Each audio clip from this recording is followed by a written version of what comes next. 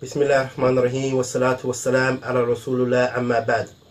Okay, so today I'm going to touch on a few different comments that I've seen come up in relation to the documentary that's about to come out next week, which is called Man of Many Wives, or Men with Many Wives. I don't know who thought of that, but that's the name. And I want to a comment came up about what was it? Mistresses. He's just a man with one wife and a few mistresses. And I thought, how ridiculous is that? You know, because the difference between a mistress and a wife are like the difference between the sun and the moon. A mistress, she hasn't got any rights whatsoever. She's someone that her husband sneaks over to see. She gets a bit of, you know, sexual fulfillment, you know, and then he sneaks back off and goes back home to his happy family, house, kids on the hill, and all the rest of it.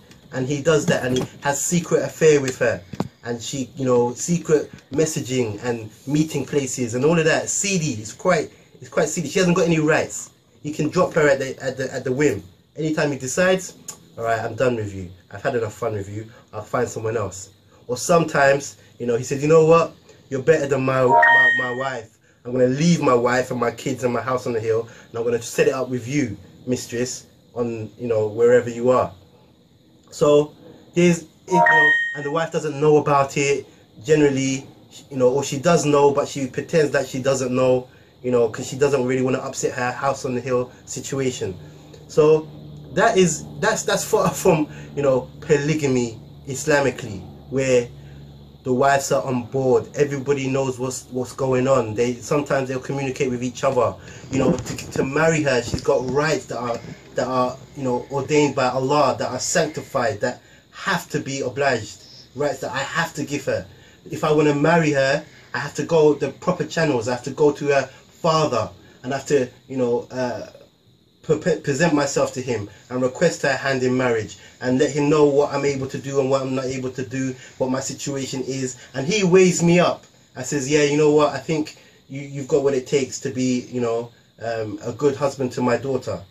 And so then she has the right of, well, I'm interested, but I want a dowry of X amount of money, or a car, or a trip round the world, whatever she wants, she's entitled to ask for as a dowry, and it's her rights, and she has to get it. And if you can't give it to her, you just can't marry her. That's your problem. Also, in addition to that, she's not a secret. She's not someone that, you know, he sneaks off to. She's got her rights to time. The other wife knows exactly where her husband is, you know, and vice versa. There's not like, oh, where's he gone? He's been missing for a few hours now. Or, you know, why is he smelling of different, you know, perfume? All these type of things that, and you know, it's sad that it's sad that women struggle with, you know, in a non-Muslim society, and they struggle with it, and they, you know, have to put up with a lot of oppression from their husbands who, you know, are being unfaithful to them.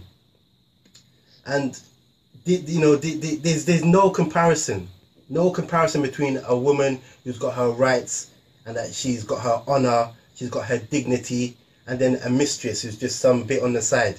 Not only that, that if in the event of the husband passing away, Islamically, the wives, they get their equal rights, they get their just rights, they get their inheritance, they get, you know, they get to divide whatever, you know, the husband's estate is. What mistress has got a right to anything? What mistress has a right to anything if the husband, the man, he passes away? She's not even recognized. She's not on no documents anywhere. She's just a nobody. So, you know, it's highly offensive to say, oh, he's got one wife and mistresses, because they're my wives. I love them. They're fantastic women. I honor them. They, you know, I tribute them so much of who I am today, and the support that, you know, we have as a unit.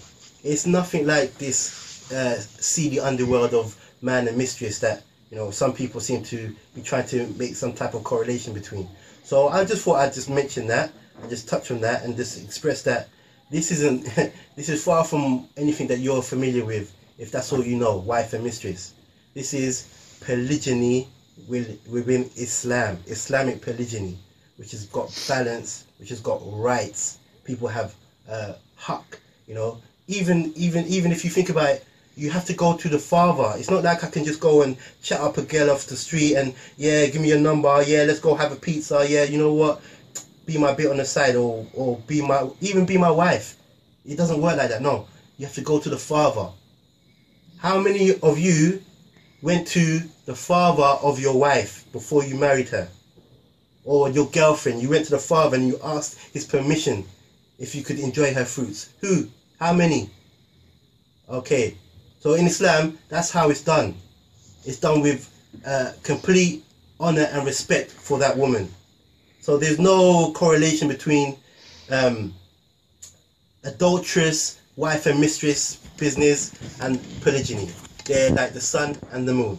So I just wanted to touch on that, and we'll move on to another topic after, inshallah ta'ala. Jazakallah khair. Assalamu alaikum.